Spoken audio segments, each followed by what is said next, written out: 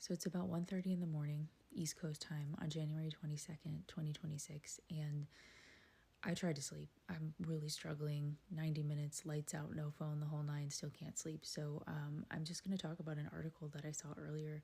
Please keep in mind this is an opinion, but it is out of The Guardian, our friends across the pond in the UK. And this is based on simulations that were run by the University of Pennsylvania, specifically Claire Finkelstein. So here's what they found. In 2024, they ran a scenario that is much like this one, and they wanted to see if civil war was possible. And I know it's kind of cut off there at the top, so I'll just let you know that the Minnesota scenario is what they're talking about, closely mirrors one explored in an October 2024 tabletop exercise conducted by the Center for Ethics and Rule of Law, which I, Claire, the author here, direct at the University of Pennsylvania. In that exercise, a president carried out a highly unpopular law enforcement operation in Philadelphia and attempted to federalize the Pennsylvania's National Guard.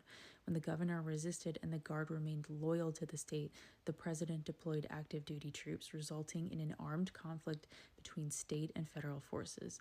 The core danger we identified is now emerging, she means in real time in Minnesota, a violent confrontation between state and federal military forces in a major American city. I'm not saying this is going to happen. I'm saying there's a high possibility because, especially after today, I guess technically yesterday, January 21st, the ICE agents were called into their headquarters or offices, whatever place they report to, and their supervisors handed them a memo.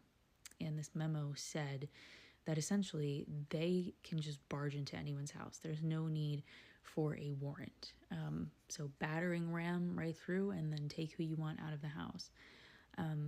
The American people are not going to stand for this. Minnesota is not going to stand for this. They're tired, they're exhausted, and it's a war zone. It is a war zone. By the way, that memo that they were handed, they had to hand it back because they didn't want it to leak. But guess what? It leaked anyway. Anyway, on top of all of that, stress and stuff like that, there's also the added idea of, ICE agents are ripping people out of their cars simply for being in the wrong place at the wrong time. They're arresting kindergartners, 5-year-olds today. And nobody knows where all of these people are going past a detention center.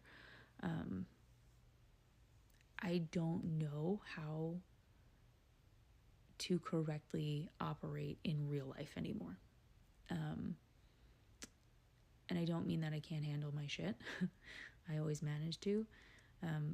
But now working in corporate America remotely, doing this, which is absolutely always going to remain. This is my passion. This is how I try to be an activist and resist.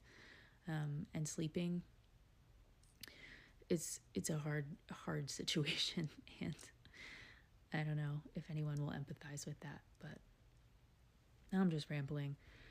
Just thought you'd like to know what opinion piece I saw today out of UPenn, which is an Ivy League school.